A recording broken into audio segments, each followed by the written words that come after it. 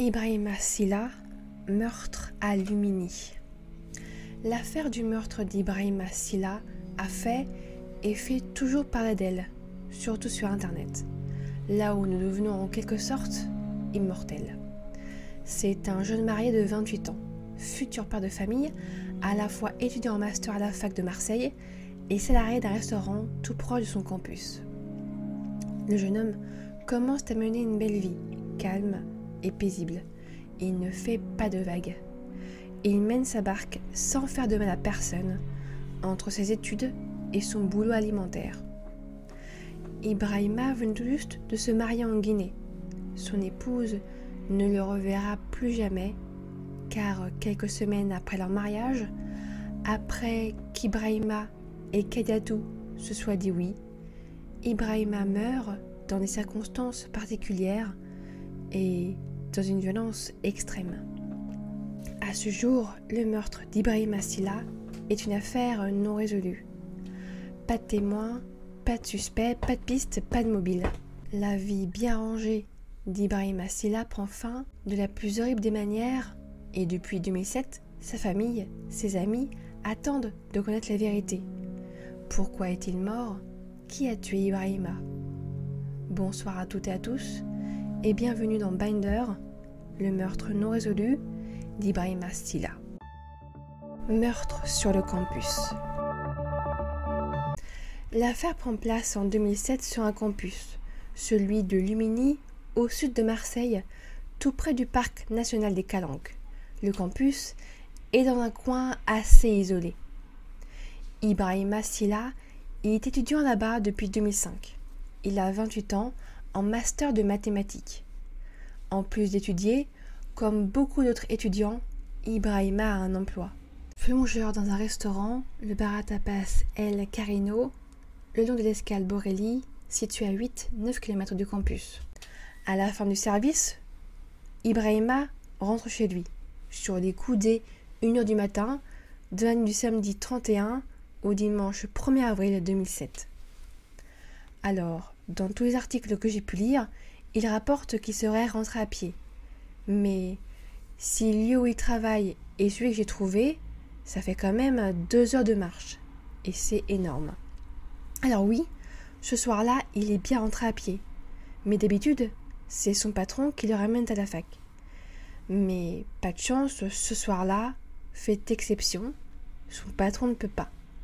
Ibrahima n'a pas le choix que de rentrer à pied, que de parcourir 8-9 km pour rentrer chez lui. C'est sur le trajet entre le restaurant et sa chambre étudiante qu'il est agressé et tué. Le corps d'Ibrahima est découvert dans un fossé par une joggeuse au petit matin de dimanche. Je n'ai pas l'heure exacte. Le 1er avril 2007, Ibrahima Silla, 28 ans, trouve la mort sur la route qui le conduit à sa chambre étudiante. C'est un déferlement de rage qu'Ibrahima Silla a subi avant de mourir. Sa femme, toujours installée en Guinée, sera prévenue de la mort de son mari, dans la matinée, par un simple appel et c'est tout.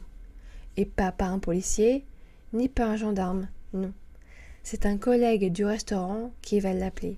« Madame Silla, on a assassiné votre mari. » Sur place, les policiers ne peuvent que constater le décès du jeune homme de 28 ans, mais également de la violence qui a été portée sur son corps. Ibrahima a été lardé de coups de couteau. Et pour cacher le crime, le ou les agresseurs ont en partie brûlé son corps. La PJ de Marseille mène l'enquête et il y a beaucoup à faire. Surtout que personne n'a rien vu ni rien entendu. Enfin si, il y a des témoins, mais ça ne va pas avec les conclusions de l'enquête. L'enquête. Sur place, les enquêteurs ne peuvent que constater de l'acharnement des violences commises sur Ibrahima et sur son corps. Les enquêteurs se posent ces premières questions. Est-ce une connaissance de la victime qui s'en est prise à lui? Qui en voulait à Ibrahima à ce point-là? Ou alors, est-ce un crime gratuit?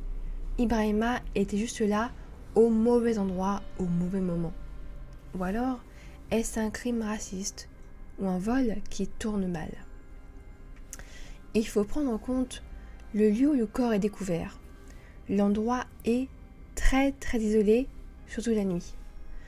Et c'est à proximité du campus, soit une route qui n'est pas prise par tout le monde, surtout à une heure aussi tardive.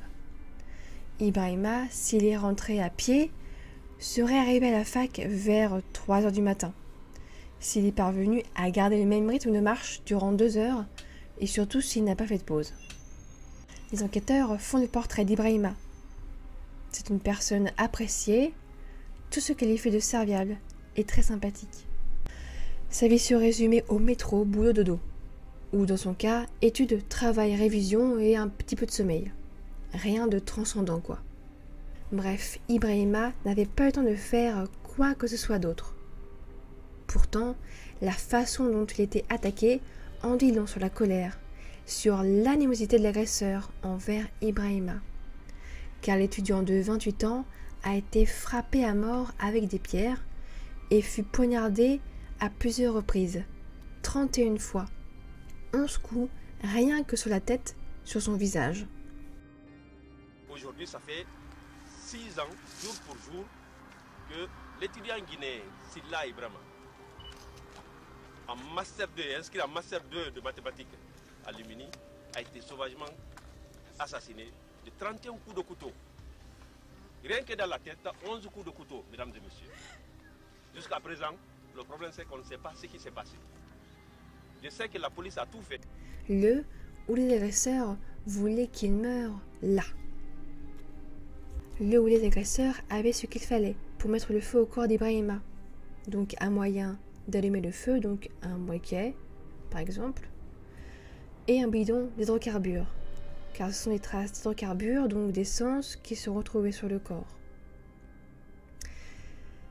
Il y a également autre chose, quelque chose d'étrange, car autour du corps d'Ibrahima, il n'y a aucune trace de sang ni de brûlure. Les pierres et les herbes à proximité ne sont pas noircies. Et c'est là que la partie témoignage ne correspond pas. Rappelez-vous, je vous ai parlé de témoins.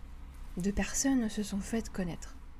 L'une rapporte avoir vu des personnes se battre sur les coups des 3 heures du matin à l'endroit où Ibrahima sera retrouvé.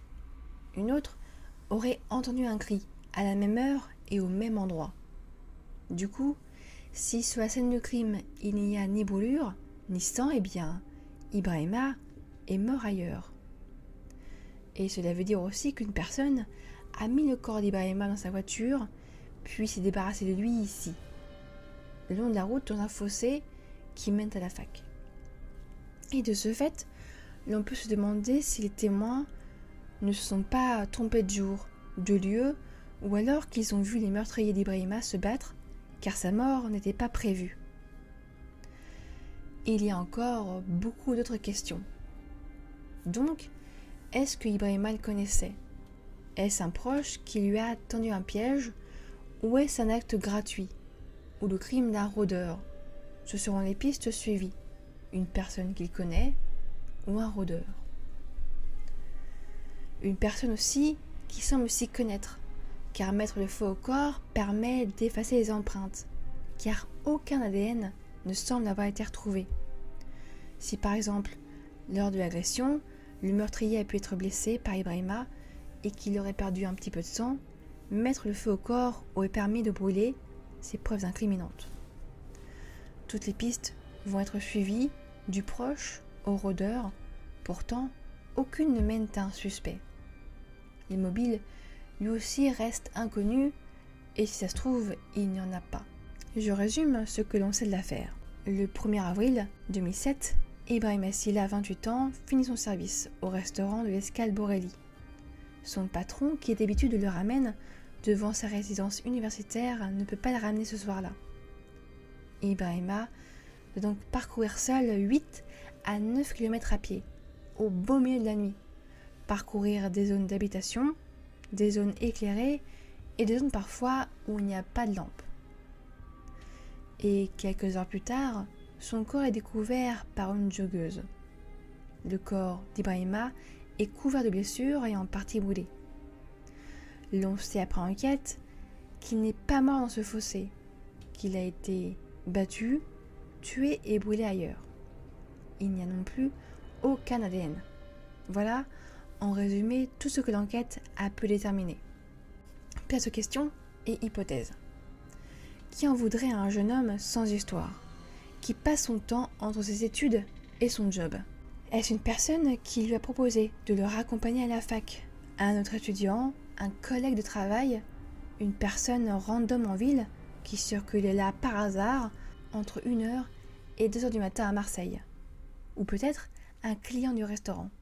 En 2012, faute d'éléments, de traces et de suspects, ni de mobile, le juge d'instruction ordonne un non-lieu. Il ne se passe plus rien depuis. L'affaire est au point mort depuis 17 ans. La famille, les proches d'Ibrahima pendant ce temps ne peuvent qu'attendre et rendre hommage à Ibrahima, parti bien trop tôt et dans des circonstances qui sont marquées par de nombreux inconnus. Qui, comment, où et pourquoi.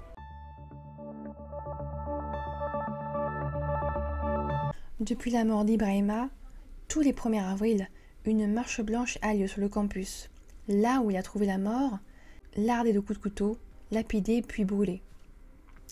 En 2014, 2 ans après la clôture de l'affaire de son meurtre non résolu, une manifestation a lieu pour que personne n'oublie le meurtre d'Ibrahima Silla. Peut-être qu'un témoin parlera ou qu'une personne avouera le crime. En 2019, nouvelle réunion. Un peu moins de 70 personnes se regroupent devant le campus. À la création du pôle Cold Case, l'avocat de la famille d'Ibrahima demande d'une nouvelle enquête. Un nouveau regard sur une affaire sans mobile, sans scène de crime et sans témoin. Au moment de sa mort, Ibrahima était en couple. Il attendait l'arrivée de son enfant, une petite fille qu'il ne verra jamais et une enfant qui ne connaîtra son père qu'au travers d'histoires, de vidéos et de photographies. Je vous remercie d'avoir regardé ou écouté cette vidéo jusqu'au bout. Je vous invite à partager vos avis en commentaire. Je vous donne rendez-vous mercredi prochain pour une nouvelle histoire. Passez une très bonne semaine. Prenez soin de vous, prenez soin de vos proches. Et d'ici là, n'oubliez pas,